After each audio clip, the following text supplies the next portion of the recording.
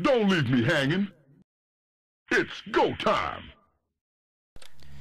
Hey everybody, this is Josh. Welcome to Game 3 in a best of 5 series being played between drewbie, he is the red Terran up here on the top spawn of Shattered Temple, and Complexity CrunCher, he's going to be our orange Protoss over here on the right side spawn. So we do have close flying positions, PvT, on Shattered Temple for Game 3. The series is currently tied 1-1. So we are going to see at least this game and one more. So, of course, one of these players wants to try and get the edge here. After that incredibly long game on Tal'Darim Altar, we know that these players are actually very evenly matched. So I wouldn't actually put it past either CrunCher or drewbie to try and do something cheesy this game, just because they're so fatigued and so worn out from that first game. CrunCher is just going to drop his first pylon inside his base and start scouting that close flying position first. And I do believe they're using a variation of Shattered Temple where not cross spawns, but close spawn positions by ground are not possible. So it makes sense that CrunCher would scout this position first. It is the closest base to him, and of course, if he doesn't find drewbie here, he will know that they are at cross positions. And yeah, he walks right in there, sees everything going on. There's actually not even a barracks being built just yet. Drewbie gets right on that, though. Of course, CrunCher could assume that there would be a barracks built somewhere. He just wanted to see it with his own eyes to know that drewbie wasn't dropping a proxy barracks somewhere. But back in CrunCher's base, dropping his first gateway as well, taking a couple jabs at that barracks just to do that 5 damage, that irreplaceable 5 damage. Woo, okay, so I'm actually a little bit winded. I probably should have taken a break between game 2 and 3, gotten some water or something, but that was a very, very crazy game. Lots and lots of battles, lots of expansions to keep track of. Drewbie was doing a lot of drops. CrunCher really just kept going through the middle. CrunCher would just attack expansions with a handful of units, DTs or stalkers. That was pretty much it. And then actually managed to wear down drewbie long enough, keep him from expanding long enough to keep throwing tons and tons of Zealots, Stalkers, Archons, and Dark Templar at him until he eventually folded. Drewbie is going to do some scouting now and check out CrunCher's base. I don't think he's going to find anything too exciting there now, though, as we see the Cybernetics core up in the top left in the production tab.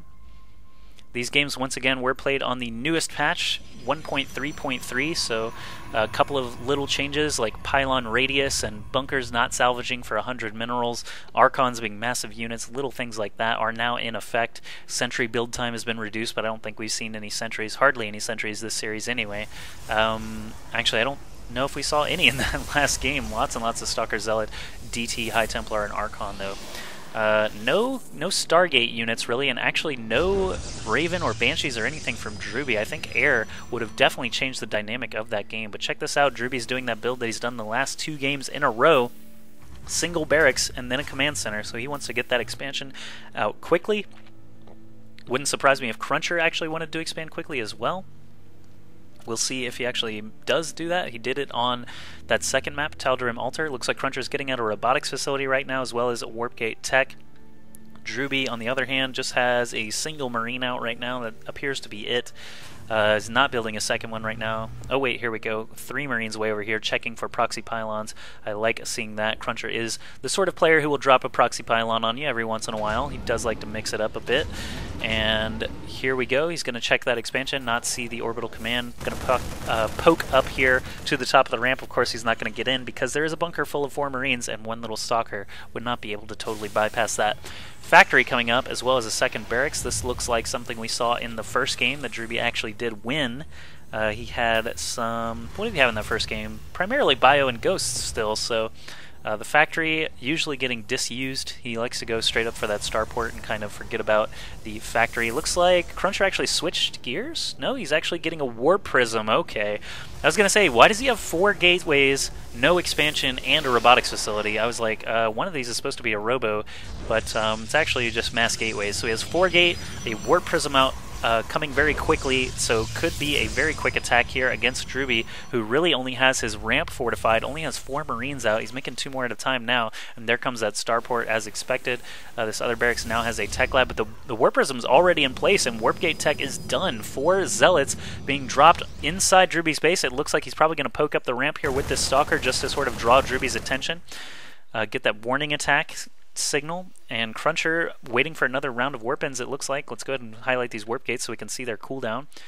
Just about 2 more seconds, and right on time. Does he do it? Oh, drewbie actually... Did I just see a click from drewbie over there?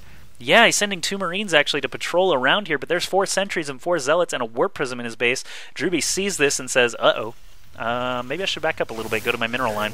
So 4 sentries, 4 zealots coming in here, attacking the refinery very quickly, which is an interesting choice, but of course he will be able to kill it. Here comes this first Hellion. We got a handful of Marines and a Marauder, and a ton of SCVs being pulled off the line, but CrunCher does have a next round of Warpins already available, and it brings in 4 more Zealots, so it's mass Zealot sentry force fields going down, so the Marauders and Marines actually can't do their stutter step micro. They have nowhere to go against these Zealots. Great placement there by CrunCher, in my opinion.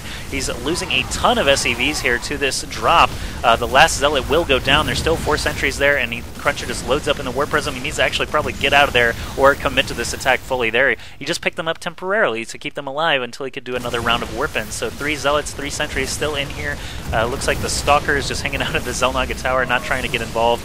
But these Marines and Marauders actually getting chopped into tiny little pieces. A Stalker comes in to help out. This sentry still alive. It'll actually have enough energy for a force field now, and soon enough for a Guardian Shield as well. 2 Marauders, a Medevac, and a Hellion trying to take out 3 Stalkers and a handful of Zealots now. SCVs being pulled offline once again. There's only 8 Harvesters against 25, so even if CrunCher does manage to lose these Stalkers and Zealot Sentry Force somehow, I don't think drewbie really will be able to fight back here. Actually, there is the GG, so drewbie losing a very quick Game 3, very, very surprising after that incredibly long game on Tal'Darim Altars. So you may call it cheese, you may call it special tactics. Either way, CrunCher getting that very fast Warp Gate, Warp Prism attack and sealing the deal for Game 3. He is now leading the series 2-1, so let's go into Game 4 and see if drewbie can stave off defeat.